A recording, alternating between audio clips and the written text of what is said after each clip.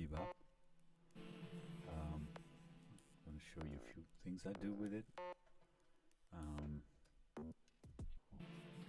It's not an in-depth tutorial because I have many questions still myself, but and also it has a lot of potential. There's a big info sheet attached to it. It's very advisable to read that. Let me just show you what I do.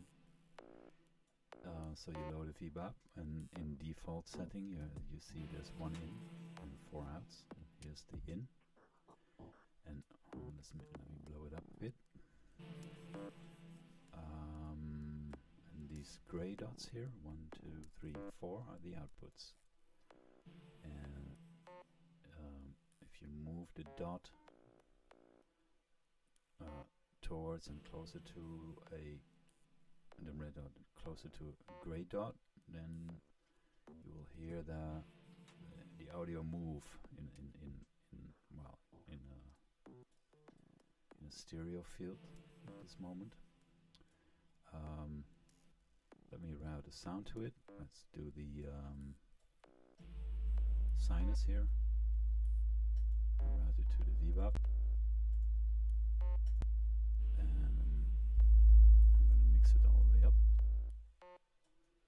So now it should be coming out of the VBAP, which it doesn't, because I've noticed that whenever you load a VBAP, or whether it comes in an environment that you have saved and load, it still needs a little kickstart.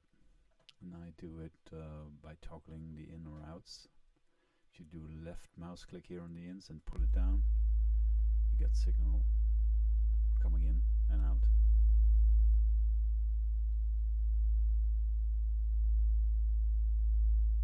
Right, so this is what it does. And if you click on the define, which is the define output, it's default on host output 1,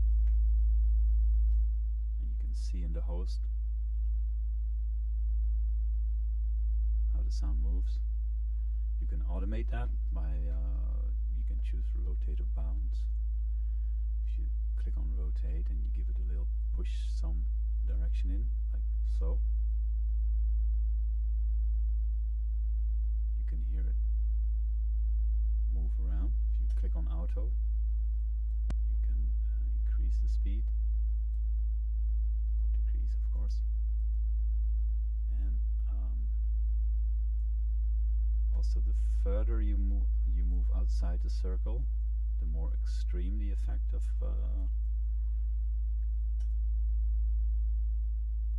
the panning is.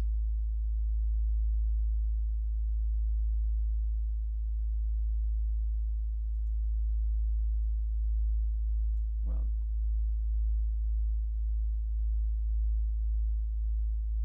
and if you click on bounce, you nudge it, there it goes. If you have a sound card and let's say 4 speakers attached to it, and then you can dedicate each channel output to a speaker, and then you have a bit of a surround system going. Right, so that is basically the most simple,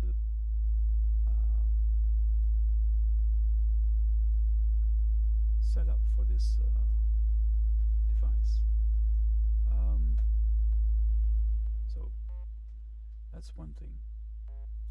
I use it a lot to route the signal, route it out to, let's say, a few delays or what have you. So I can, if I route it to delay 1, like so.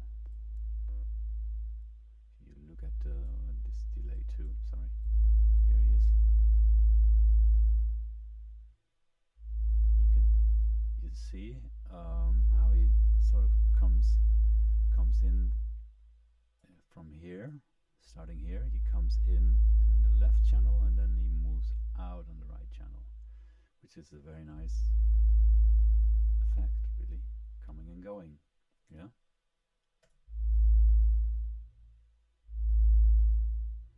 And if you take the third output and do the same, let's say on the delay 3. Very nice, guys. Here we go.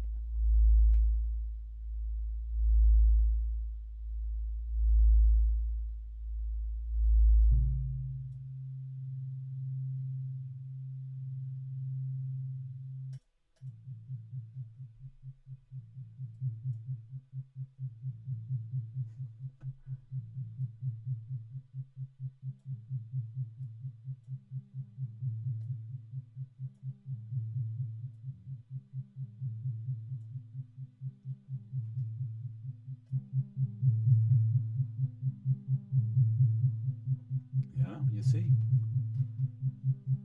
that's one of the things I use it for, to direct it to another effect, and also with a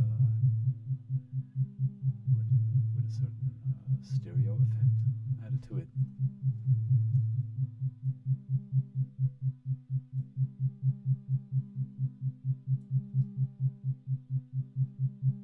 It's very basic, right? And well, it's called vector based, and you see the circle, and that circle is divided into, in this case, in the default setting, in 4 slices, and you can see the corresponding numbers. So the first position is minus 0.45, that's here. The second is a plus 45, it's here, and the other one's 135 and minus 135. And well, that's basically how it works. Now let's add an input, an extra input to it. All right, so I'm gonna load another sinus. So you have 2 sinuses. Yes, there you are. And I'm gonna click once on the ins and punch in a 2, and I say return or enter. Now I have 2 inputs.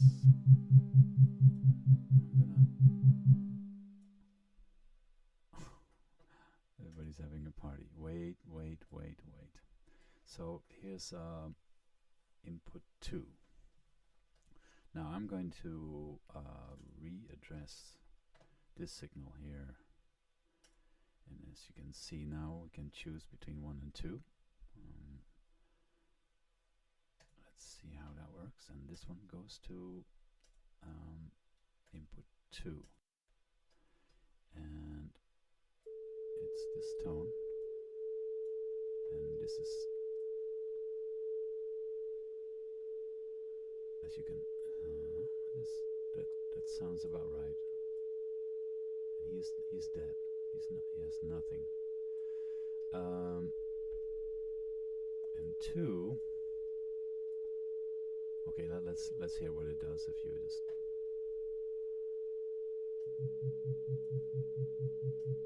Oh, yeah. Let's end the. Wow.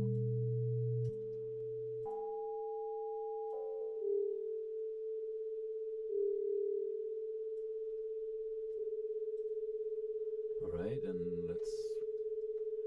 Now he's in input 1, and he's input 2, and we're gonna rotate them both. That's nice. And I kept the output to those 2 delays there. That's nice. Hang on.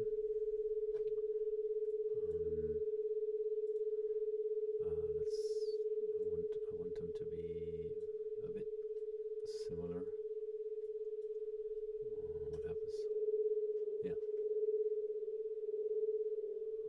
place. So, yeah.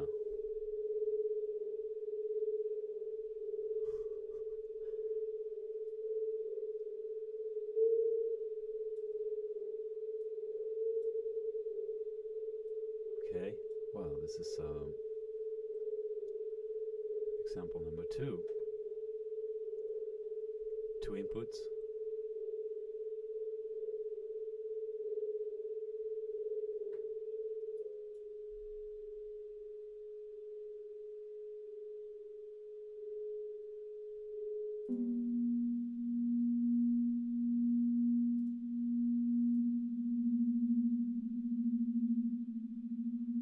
Well, all kinds of possibilities there, right? You get the idea.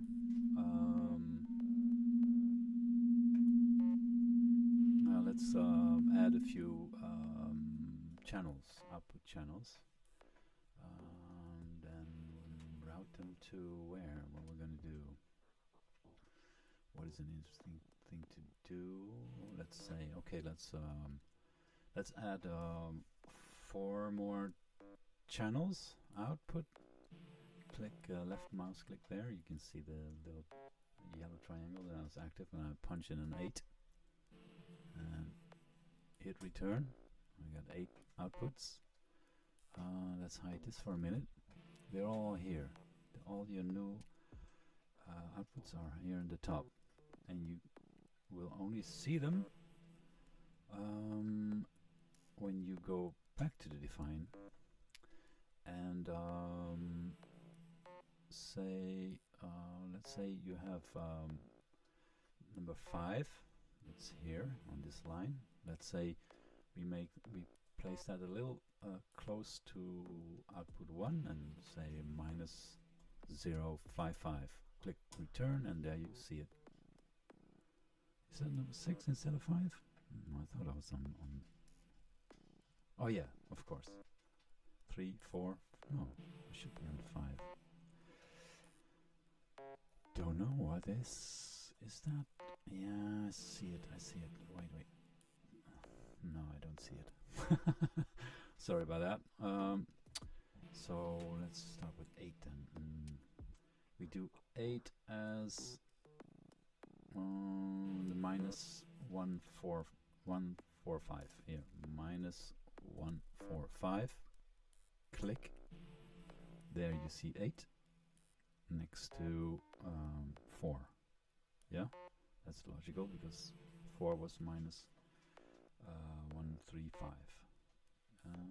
We move 7 to +145. Enter. Here you can see it. 7 and 2 there. Yeah, 7 and 3. Can't see it very well.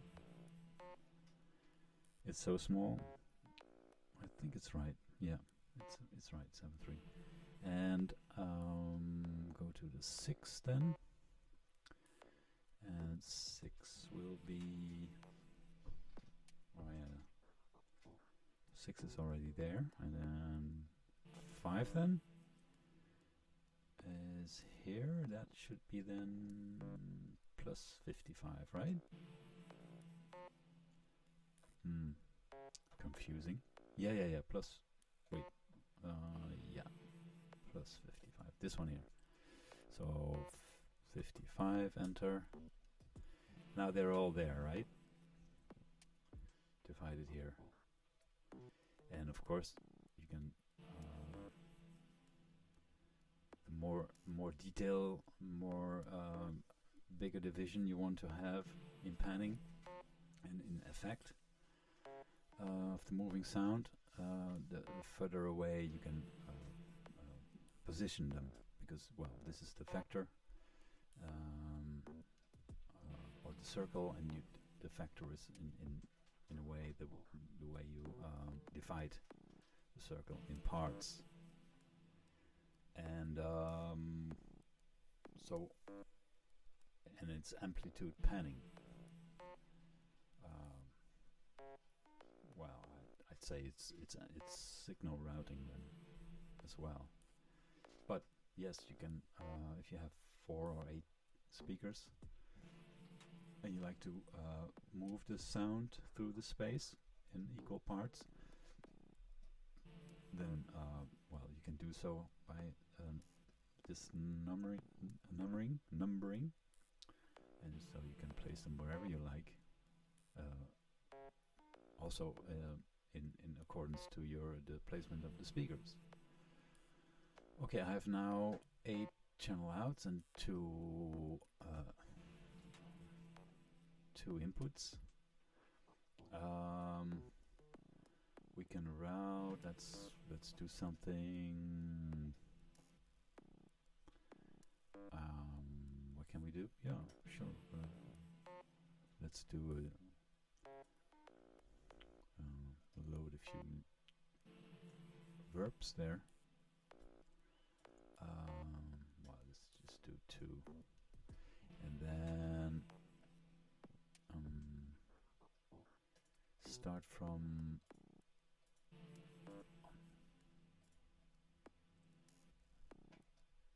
5, 6 there, and this one goes to 2. Also, okay, I forgot to add an input channel. I like an extra input channel, so we got some sort of stereo going, and just punch in left mouse click and then on the numeric here, and then punch in 2 and then enter, and then you have 2 channel in, and reload the act, because the amount of, oh yes, another good tip is, if you want to not to affect the other routings, so just punch in keep, otherwise you just might lose it all. God knows why, but it happens. And then this one, so on 0, 1, then we're gonna move. Let's see what happens.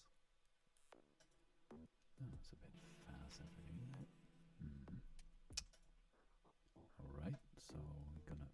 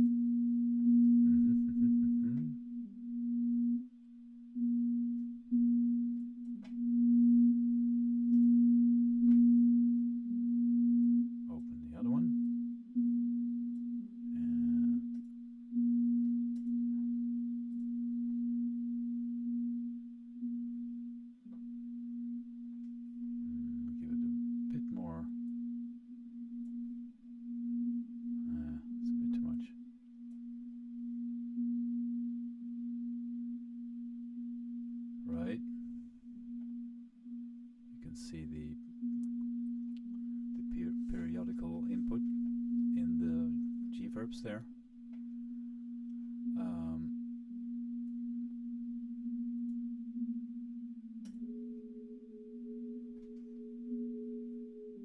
So the overall sound gets more and more complicated.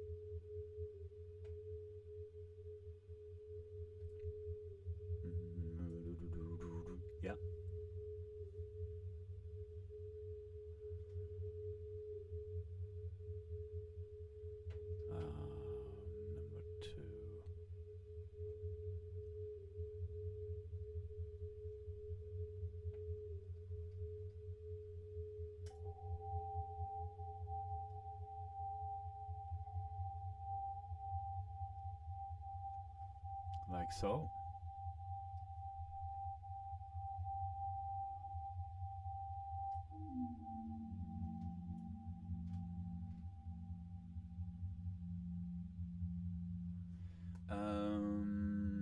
Yeah, that's another way of adding to the fun. And I can show you a few other ones I made recently. I'm gonna put it in this clip as well. But basically, this is, I think,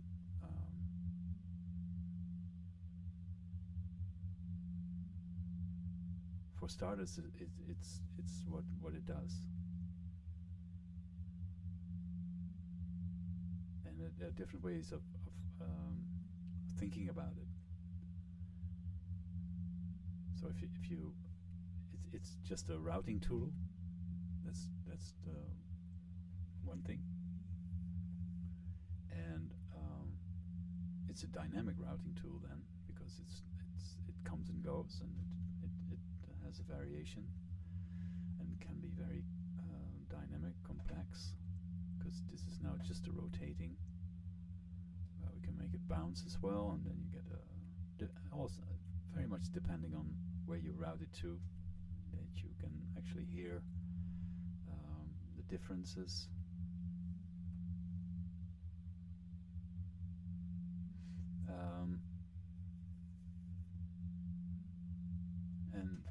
And the other way of looking at it is how you make variations in projecting a sound.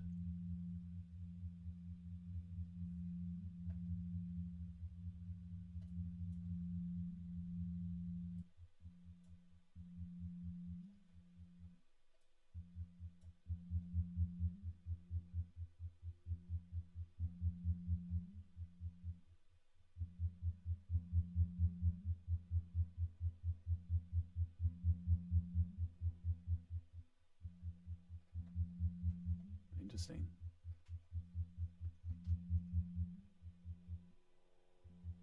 Right. So so far, I think just let me know if you have any questions or great tips.